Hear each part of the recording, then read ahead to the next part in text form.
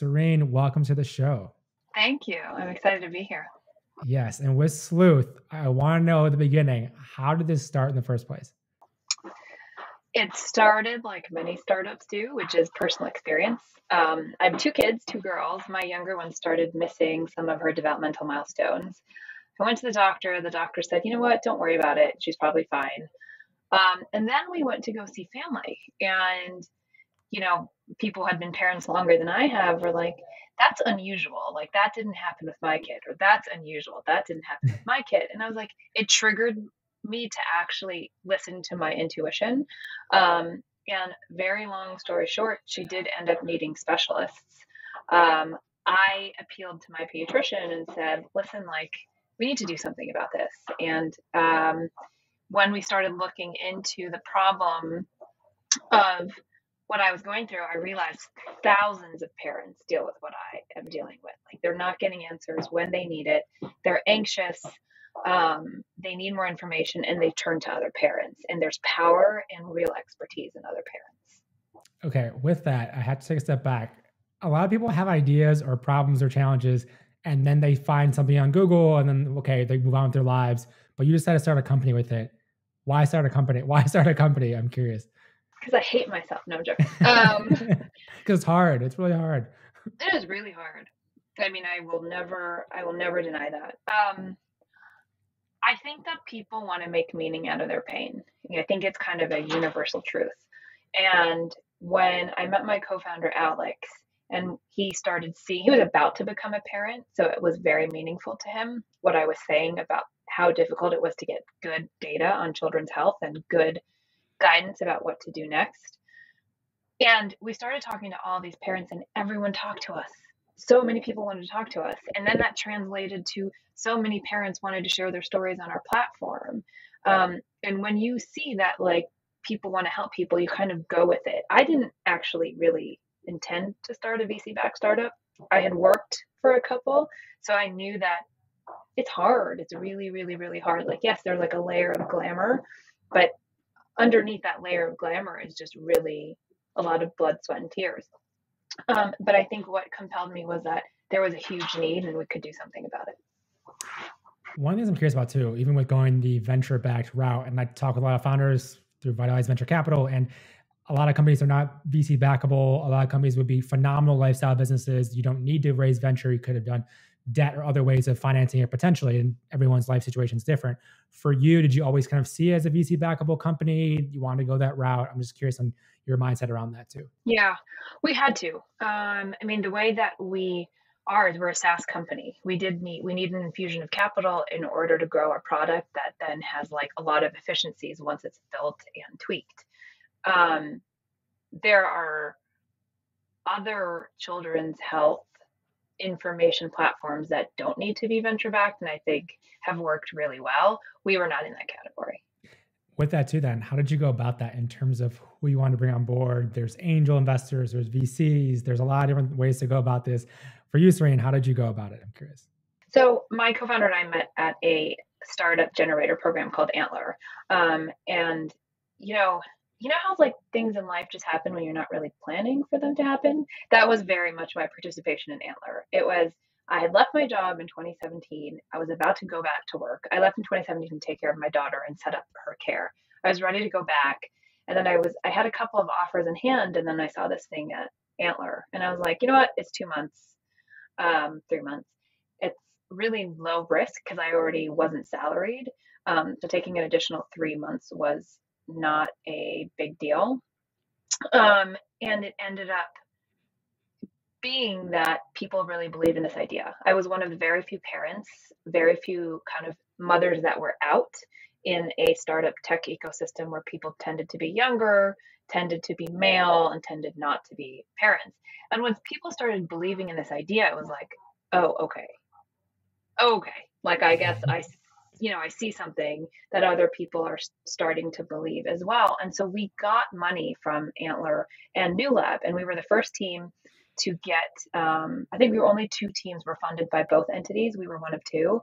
And we had a unanimous decision by the investment panel. And so by that point that like you get that confidence, you start seeing, okay, there really are legs here. obviously, you start, there's excitement. And in order to grow the product, you have to keep raising. We've found that there are people who just get it, and they are not the people that I thought. Truly, the people who are interested in backing us, I couldn't have predicted it. Wait, tell me more about that. Like, I want to hear more about that. I mean, most of it's a lot of older white gentlemen who really believe in what we're doing. Yeah. I would not have ever guessed that, actually. And it's interesting. And I think what I really love about it is that we've had conversations with angels who are passionate fathers and said, you know what, I 100% understand what you're going through. Like, my son is 20 something years old, and the first several years of his life, we went through this and navigating this, navigating. And like, that means so much to me that it is actually different than what I thought. And then, of course, we get the people that I thought would be more aligned to parent tech as well. Okay, one thing with this I have to ask about. So anything that's like parents, children, and then I'm gonna also put this in the same category. Don't judge me. Like pets, people go crazy about. They'll do anything for, right? So with that, how do you even begin to price business model around this? Just take me through that side of things. Yeah, that is a great question. I don't know much about pets, but what I can say is risky about what we're doing in a parent tech is that a lot of people assume that there's just too much noise in parenting and technology. What we say is that when it comes to children's health and development and data, there's not a lot on. And so the pricing strategy is, there's a lot of freemium, like free content. You can go to Facebook groups, you can go to something like Baby Center. But what we do is say, we know a certain amount of parents are going to pay a monthly price of like $10 a month to get personalized data and step-by-step guidance for their children. And when we know that that's one possible business model, and the pricing we're pretty comfortable because that's where the market kind of is, right? You think about like Canva, people pay $13, like, that range is very comfortable for people. But we also have the benefit of creating a crowdsourced open data set on children's health built by parents. Once you have that, you have many, many, many more opportunities. And we've already seen very strong signals for those opportunities. So we kind of foresee flexibility on the business model, but we're doubling down on this B2C side first. Yeah, that's always what I think about, because we invest in B2B software in future of work at Vitalize, and we're always thinking about, obviously it has a B2B component, but there are some companies that are B2C that you can see where they can leverage that in a B2B way. Like even one company I bring up a lot is Toucan. It's a browser extension, help you learn language while you're surfing the web. And they're definitely B2C right now, but on the back end, it's like they can help you learn anything. So they can help upscale, rescale. You can see a B2B model with other ones. It's like seeing the business model is a huge part of what the company is going to be for you then too. So with that, so obviously you're starting B2C on that. You have this data set you're developing. As you go about this, what has helped you grow from the early days to, where you are now? I'm curious on the growth side. I think some of it is personal brand. I am getting more and more comfortable sharing my own story, and my story is my story. It's not my daughter's story. It's what do I go through as a caregiver? What do I know? How do I advocate? What are my battles? I think, this business relies on trust. And I think people knowing that the team behind it are both parents and that they can understand what it feels like to have the anxiety of not having answers for a child, whether your child is considered normal or atypical or whatever, means a lot, right? Because what we're asking for is your data. So it's really important. The other way is that we started actually focusing kind of on special needs and kids with medical needs. And so that started getting us more stories. People started understanding, like, I want to share my story. The third way is that not a lot of people are buying words on children's health. Like there's Fair. Right. There's some things that people will buy, but there's just a lot of stuff that is kind of a white space for us. And our team is really good at leveraging that, and we've proven like ridiculous marketing efficiency. So And that kind of extends out to a lot of different things. I do think kids' health is getting more popular. People have more mind share towards it, but it's still new. It's kind of what like femtech was 3 or 4 years ago. Yeah, which has definitely grown a lot. And I've interviewed a number of founders within that as well now at this point in time. And with that, you mentioned obviously with the team side of things. How has that been building your team? And I'll talk about this a lot with like how the war for talent is crazy. Take me through that side of things as you start this with an idea, progressed it, obviously getting more paid customers, but building the team behind it. How's that gone for you?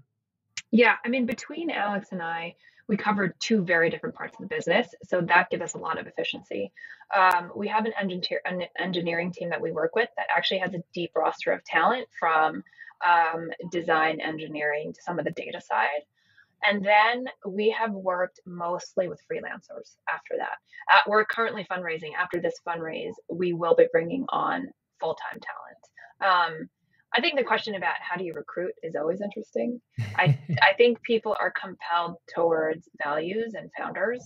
And both Alex and I have recruited technical teams before and like have an ecosystem in New York that we're hoping to lean on a little once we are ready for that full-time hire. Well, even with the part-time hires, I know we've looked at like I think we're 6 or so part-time hires at Vitalize because we're trying to use that model. I think it's better in some ways, challenging in other ways. For you, like where did you go in terms of finding part-time help? What was maybe the most useful areas, locations, or ways to go about that? Yeah, it's a good question. So some of them were inbound. People are saying like, listen, I really believe in what you're doing. Let me help you. The other way was Upwork. Alex, for example, is really good. We needed to do some data cleaning and data transcription. And Alex it's like you just rely on what you've done before, you know? Yeah. And we found some great people who were really, really efficient. And honestly, they ended up being underpriced. So we ended up paying them more because they were underpriced. I think they were moms who felt less, it's like as a mom who had to leave their job in 2017, I'm very sensitive to this. And so as long as you start cultivating a relationship with someone that does work well and they're treated fairly, I think you start creating a bench of people that you can call on. But the freelancer sites have been good for us. Yeah, I think there's so many different ones now, and even just writing a newsletter for a little bit of sourcing and how to find different talent and how people go about it. There's so many different ways. I know we invested in a company called the Mom Project. I don't know if you've heard of them, but they are helping moms in a lot of ways get different careers. And so there's all these different marketplaces, and now we're seeing more of these things pop up.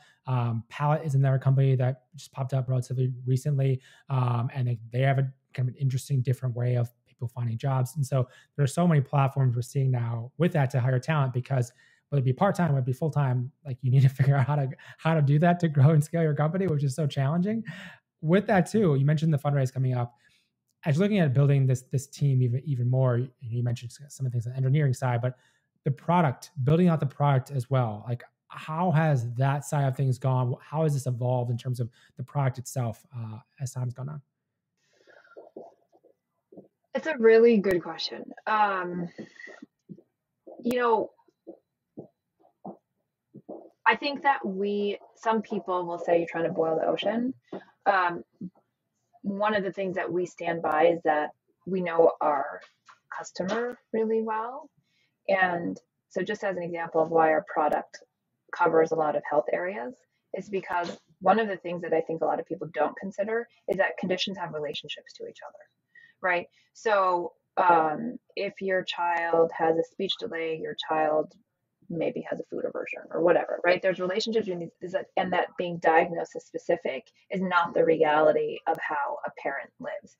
So my daughter has a speech delay and she has a swallowing issue. Like I'm interested in the relationship between these two and the treatments that work with her in the most efficient way. And so that's why our product can intake information across multiple diagnoses, multiple timelines, and over the course of several years. And so we looked at that, we did that, but now we're at a point where we have to say, okay, we can do it, and we're focusing on 4 areas of children's health that we know parents are looking at the most, partly related to COVID, partly related to actually being able to then create the next part of it, which is displaying that information in a compelling way.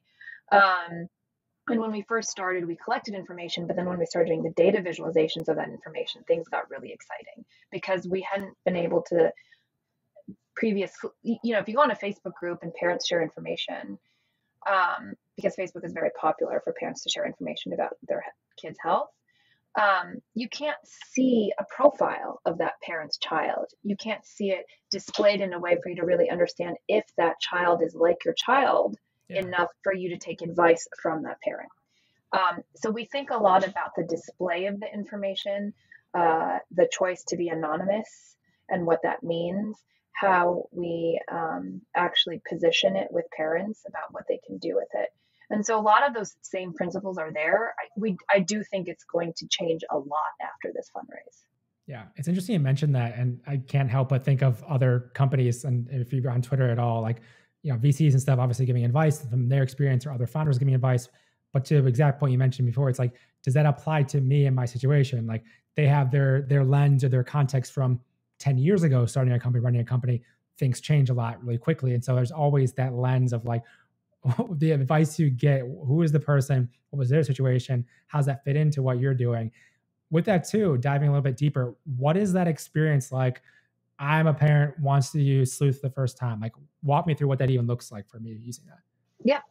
So if you are a parent who is concerned about their kid, like speaking, like you would go to our search bar and say speech delay, and what you would get is these really data heavy, rich profiles from parents talking about their children, right? It'd be free text about when they first saw the symptoms, what they did, and what they recommend. And then it'd be structured data after that and a timeline of when they first saw the speech delay, what kind of interventions they had, and whether or not it was useful.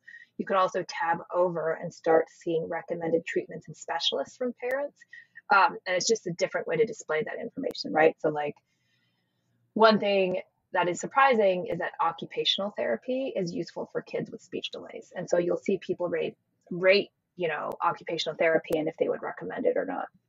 And then something that I really love is parents can start taking assessments to see if their child has a speech delay. So there are ways that pediatricians can actually help parents and give them an assessment and say, okay, you told me you're worried about this, but here's actually, 25 questions about your child that you uniquely answer as the caregiver. And we can see based on those answers if something else should be done. Those parent assessments are actually really hard to get. Like every time I go to my pediatrician, I see them on a folder in the back. And parents don't know to ask for it. And so we've actually brought them to our website, and parents can start engaging and actually seeing how other people answered those questions anonymously. So there's a lot of different kind of browsing and providing information to get answers that you can already do in our MVP. With that too, so one of the things that comes to mind right away is just as a parent, then you're looking through this, you're seeing all these different answers. Like, how is that filtered to not give like alternative opinions and like that? Like, how does that work for you? I'm curious. Yeah, it's a really good question. Well, we take the stance that we're pro-science. It sounds kind of, that's really important. And so on the back end, what we do is you can start seeing which profiles should not be surfaced, right? If someone says, drink Windex, don't take a vaccine, like that will get filtered down, right? And so there's all these ways to start seeing how data interacts with each other, whether it's kind of weaker data, or also if parents start upvoting certain profiles, it's often a sign of credibility. And so you can start surfacing that even higher. The other way that you do it is you ask for structured data, and we do that. When did you see the symptoms? Were they severe, or what's a gradation of those symptoms? What's the timeline? And so there's a lot less room for error when you're asking such structured questions. Yeah, no, that's gotta be such a challenge, because that's the thing you see like both sides, or you always see alternatives, and like really anything in terms of advice. It's like, how do you sift through, how do you prioritize the right things for you, especially when it comes to your children? It's like, it's a pretty important thing to figure out, which yeah, I'm always curious about how people go about that. And for you too, so you mentioned, fundraise coming up essentially as well. So like, what is the next step, the next phase for Sleuth? Like, what are you trying to do next in the next, 6 to 12 months, let's say? The next 6 to 12 months is us building out that database with kind of depth and breadth, and putting a priced product into market. And then the price, yeah, then I'm just then even bigger. Let's step it back a little bit farther then. Yeah. Big vision. What does that look like? Oh, the big vision is to create the largest crowdsourced database on children's health. I expect that we will be able to use that data to find more diagnoses, to inform clinical trials, to help communities in the rare genetics communities. I mean, one of the things that I think is really interesting is we were talking to the Cytomegalovirus Foundation, and CMV is a condition that a child can get when someone kisses them on the face because it's a virus, it's an active virus. Wow. Which is funny because like after that, all my friends who were pregnant, I was like, don't let anyone kiss your child. Don't touch my child. Don't, yeah. And when we talk to them, one of the biggest problems that they have is that there are children who are impacted by CMV, which is the second leading cause of hearing loss in children and can cause severe disabilities, is that after, I think it's 6 months, the virus is inactive, so you can't test for CMV. So your child might be 12, have these disabilities, and you may not know why this child has the disabilities because you can't test for CMV, right? And so there's a lot of nuance in children's health that I think we don't appreciate, that parents often don't have answers. And when you start building a database based on caregivers, you can start providing answers in a really meaningful way. Coming back to you now, I'm curious, you mentioned, how hard it is to build a company, obviously, in the beginning of this. What keeps you on track, level-headed, able to think clearly? Like, what are some of the things you do in terms of taking care of yourself as well? I'm not the best at it. I go to therapy. I have a therapist. Helpful. That is immensely helpful. And it's this idea of like being able to think through the way you think with someone. You don't get that luxury, right? And you kind of need a third person to help you remember things that you were passionate about if you're in a moment of frustration or stress. So that's been pretty critical. And I live in New York City and I really like taking walks. So anytime that I feel like I need to think through, it's like it's like the shower thing, like you're taking a shower and you think through things. Like for me, walking through New York City is like the other greatest form of therapy and thinking. And so I don't have time for much more. And then. Wait, you're saying that with 2 young kids and running a startup, you don't have time for much more? That's shocking to me. Absolutely shocking. I want to go back to the therapy thing. What made you, was there a certain time period where like, okay, now's the time? Like, what made you do the jump? Because I also talked to a lot of founders who they're either thinking about getting therapy or even eventually the executive coach that comes down the line potentially. But what for you was like timing or made you take the jump? Like, I'm just curious, anything. I was struggling with the passing of my dad. I think it might have been a year after. And I was just trying to figure out how do I get through this. And so I've been working with the same therapist since then. And it's funny because like when we first started Sleuth, I'm very open about the fact that I go to therapy. I'm very open about most things because I think this shit's hard. Like it's not hard. It's harder than hard, like, and so when you are a founder and like someone from your cohort just raised $8 million and you're like, why are people telling me I should change the name of my company? Like, that's not what I'm talking to you about, like NLP. You just have to work on your mind game. I truly believe that you can differentiate yourself just by the health of your brain. Like my daughter was hospitalized for 2.5 months. I spent every single night in the hospital with her from August 26th until October 31st. It is a badge of honor that I have not lost my mind. Because what I saw, what I went through, what she went through, would it be enough trauma to last a lifetime? And I credit my therapist. And when we were starting Sleuth, a VC actually asked me, they're like, we're thinking about offering founders in our portfolio company therapy. What do you think? I was like, I'll totally do it. It's like, because yes. you want your founders in your portco to be healthy. Yeah. I think it was Alpha Bridge there's some VC that has like that as part of their kind of value add. As an investor, they offer therapy and mental health kind of services. And I also remember thinking it was Amanda Abuzid from Incredible Health. And she mentioned like managing your own psychology as a founder is absolutely everything. Like if you can't manage your own psychology as a founder, you're never going to be able to make it because you're going through so many like metamorphoses as every stage of your company go from the early stage of the challenges that brings up, even hiring your first few employees, raising venture capital, scaling. They're just different problems constantly, and you have to be able to adjust to that. And if you can't manage your own psychology, like it's going to be even more of a nightmare than it already potentially is.